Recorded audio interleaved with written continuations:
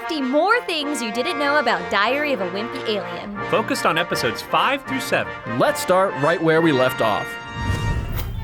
The ending of episode 4, where E.T. Manny was accidentally brought home with the original family, inspired our first .5 episode, Manny's Day Out, as a way of returning things to the right status quo with a fun side story. Ouch. We consider it a .5 episode since it's not based on a specific Wimpy Kid book, but rather references kids' books in general, and the art style of Curious George, along with references to The Very Hungry Caterpillar and Baby's Day Out.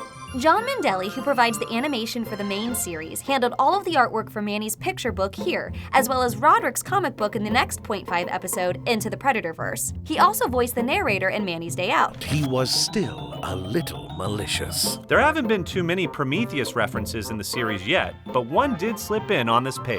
If you'd like to own your own copy of the Manny's Day Out book, it's available for purchase here. I never wrote me a book.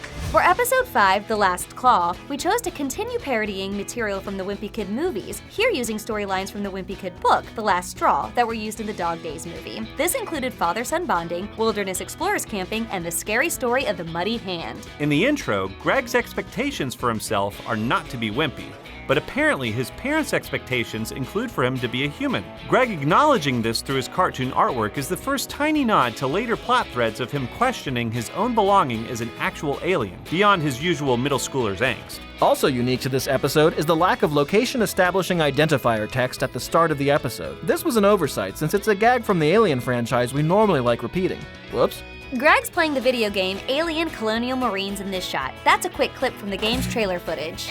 Greg and Frank's boat here is named the Nostromo, a reference to the ship in the original Alien film. Greg's basketball team is the Engineers, a reference to the alien species that created the Xenomorphs. Go Engineers! Camp Crystal Lake is of course a Friday the 13th reference. That, coupled with Freddy's claw marks slashing the title screen, hopefully provided viewers adequate clues as to what they were in for. Episode 5 also marked Rowley's first appearance in the series, though he initially doesn't seem so fond of Greg. Maybe the events of this episode earned Greg his respect. Greg, that was amazing.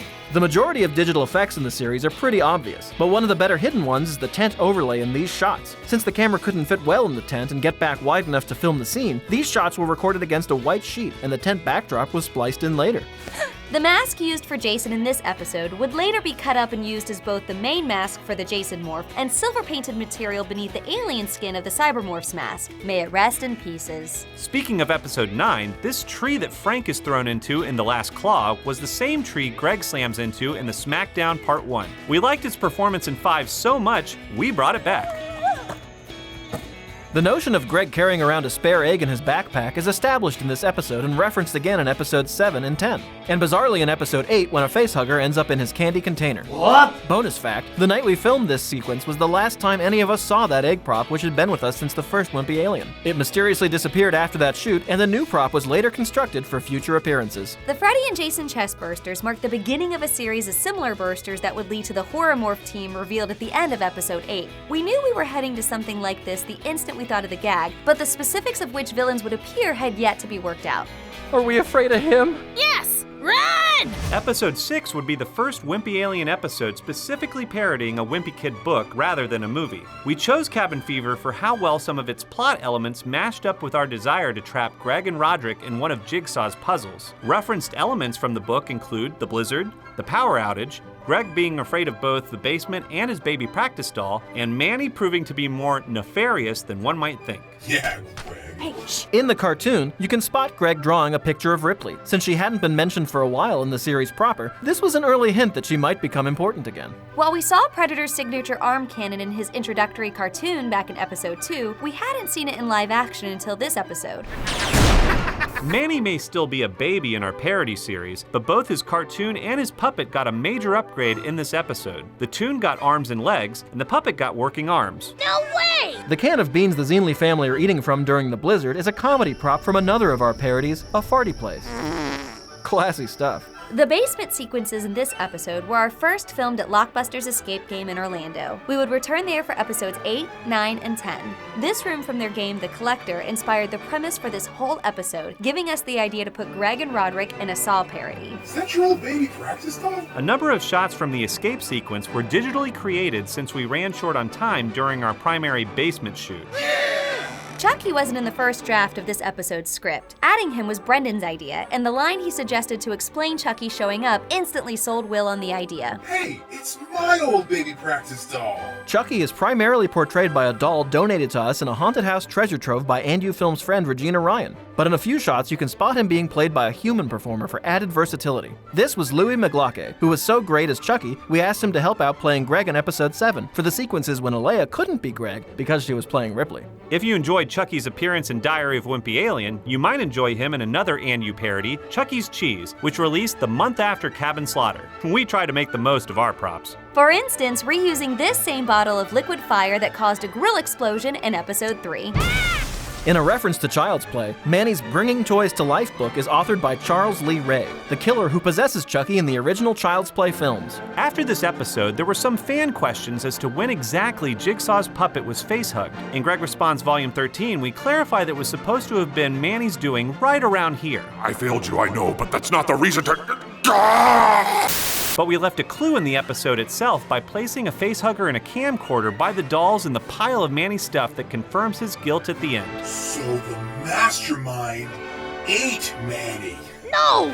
The mastermind is Manny! Oh, right. Our second .5 episode, Into the Predatorverse, followed in the tradition of Manny's Day Out by showcasing a book-contained story about one of Greg's brothers. This time, the comic is a rather direct parody of Spider-Man Into the Spider-Verse, but also includes elements reminiscent of other alternate reality hopping sci-fi shows, including Rick and Morty and Gravity Falls. And the art style was definitely inspired by Strong Bad's Teen Girl Squad series from HomestarRunner.com. Just like Manny's Day Out, this .5 also begins with Greg being left home alone. But it also gave us a chance to show off Roderick's bedroom for the first time, which included props from episodes 3 and 4 on the wall. Most of the variations on Roderick in his comic are a bunch of nonsense, but Berserker Roderick is a direct reference to an often requested Predator variation from the movies. If you'd like to own your own copy of Roderick's comic, it's also available for purchase here. Sweet. For episode 7, we chose to parody the Wimpy Kid book The Ugly Truth, since both its school lock-in and its themes of growing beyond kidhood were a perfect match for a Pennywise It parody. Rowley finally shared the spotlight with Greg for the first time in this episode, and while his Wimpy Kid catchphrase, Zooey Mama, wasn't used, it was referenced in Greg's artwork with Toon Rowley saying Zooby Dooby. We'd later have Rowley shout this when he's hit by a tranquilizer dart in episode 8.